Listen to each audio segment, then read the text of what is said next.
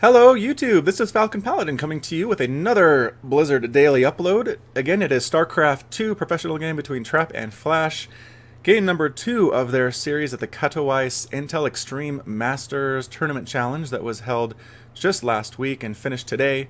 So these are very new replays, and this is at the Vani Research Station map.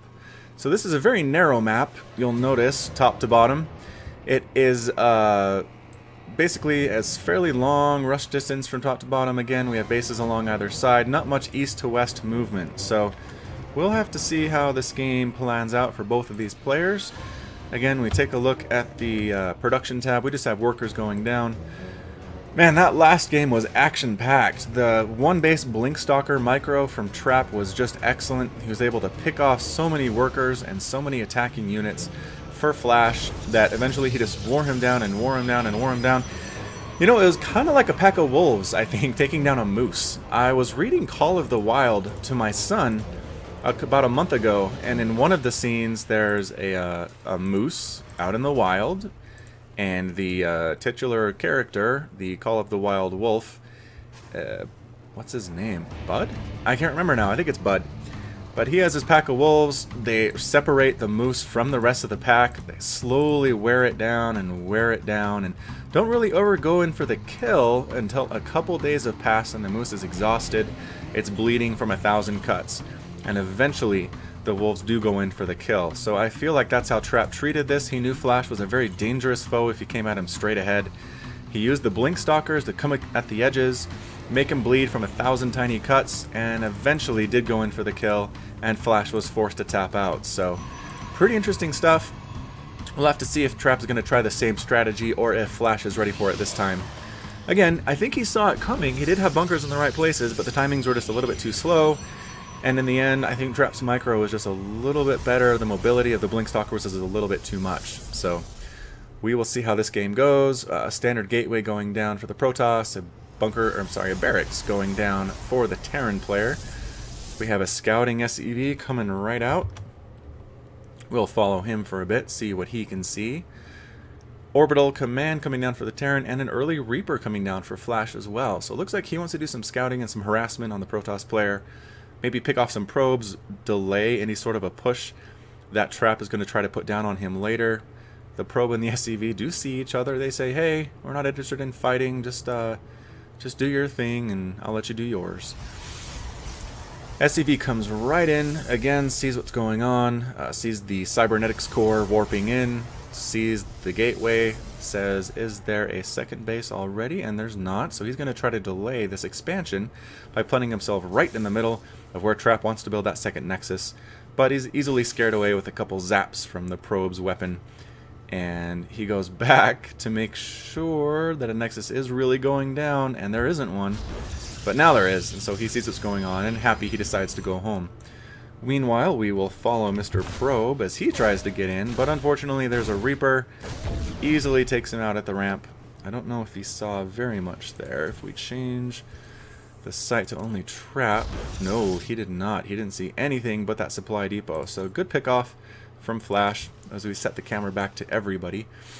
He is making his own command center. This this map is very friendly for natural expansions. As you can see, the only way into the natural, the only way, is by flying across this chasm or coming in through the main. So you can wall off your front here and be fairly confident that your natural is going to be safe from attack, unless the enemy is able to get a lot of flying units, in which case you may be in trouble, but it's hard to get those quickly. So, like I said, relatively safe compared to where other bases, where other naturals are on different maps. So we follow this Reaper as he moves around.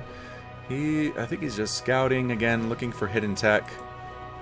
This probe passes past the Reaper. Did the Reaper see it? Oh, I don't know if he did. They were right in that brush at the same time, but the probe's moving down. Looks like he's going to try some sneaky proxy building placement, maybe? Man, I don't know. The suspense is killing me, though. Come on, Probe. You can't be scouting. There's no way you're getting up that ramp.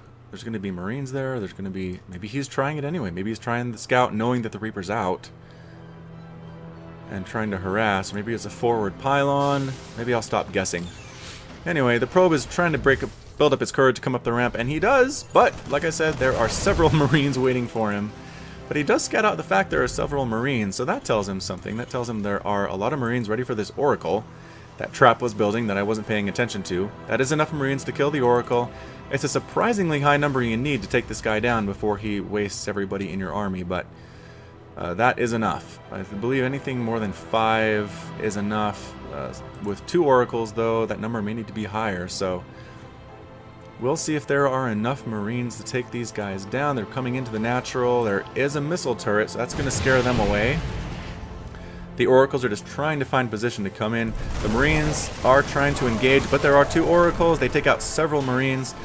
3 Marines to be exact, but are forced to move away. One of them is down to 22 health. They'll try to regenerate their energy. They'll try to regenerate their shields and come back in at a different angle, I'm sure. Meanwhile, Protoss is taking his 3rd base, which the Reaper scouts easily. And 3-base Protoss is pretty scary for Terran to deal with, as these Oracles come in, try to snipe 2 more workers and a Marine, and they do. And there are 3 now, so the odds have tipped a little bit in the Protoss favor. They can't quite get into the mineral line and do what they want to do, which is eat up every single one of these workers, but they can pick off people here and there.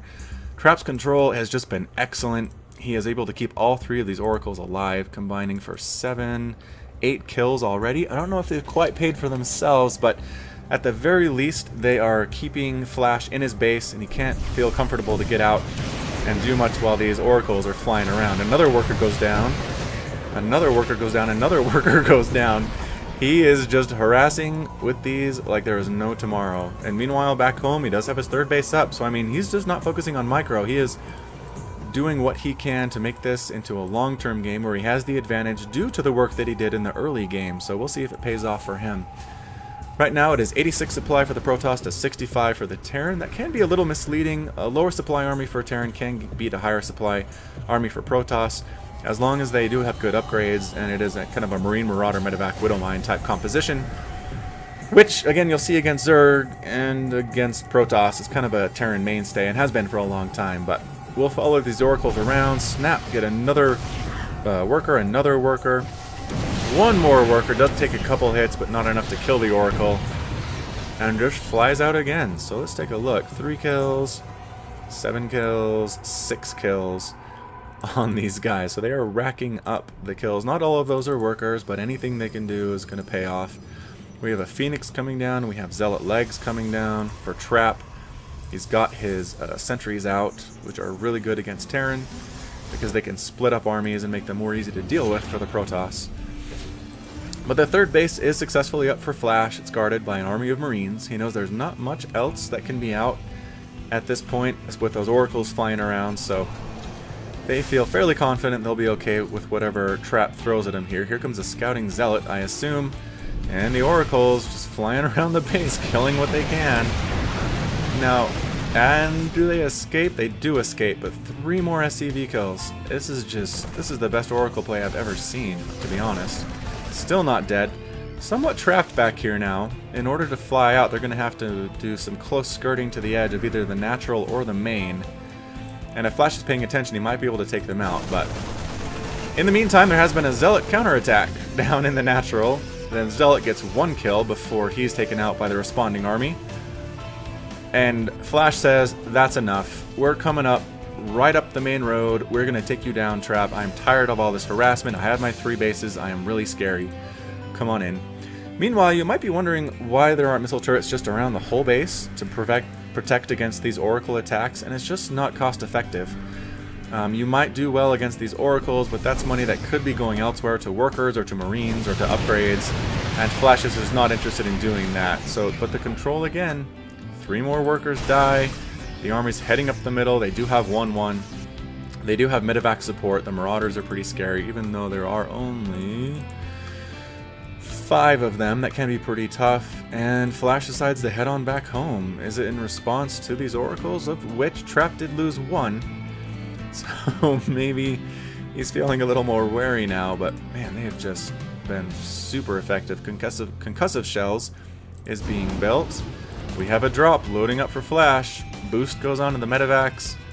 Moving up around this left side, trying to find somewhere where they can get a surprise attack in, hoping there's not an observer sitting there watching for it.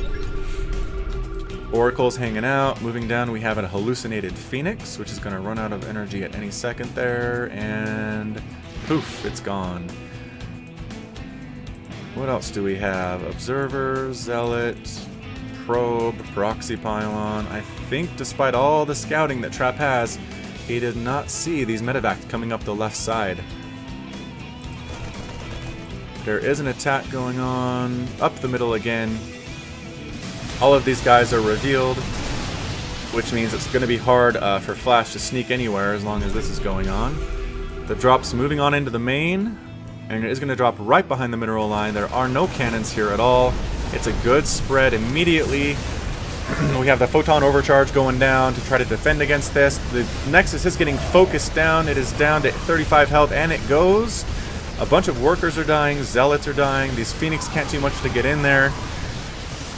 Oh, a stim goes off.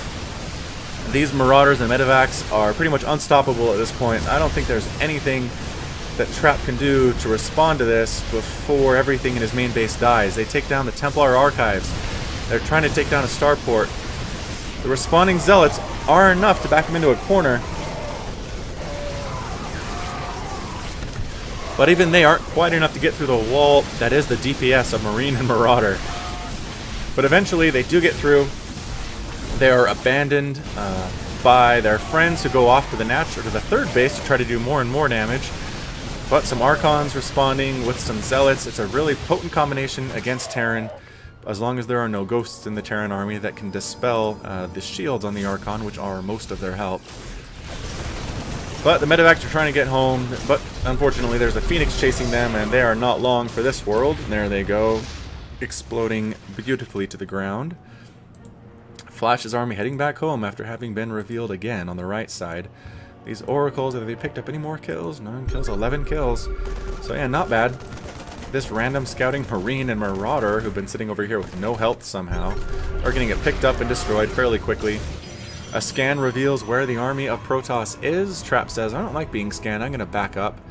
Colossus is there. We have 3 upgrades, I'm sorry, 2 upgrades for Protoss armor, but nothing for attack yet. Attack is pretty useful for Protoss against Terran. I'm not sure why that's been neglected, but I assume Trap knows what he's doing because, again, he is a pretty darn great player.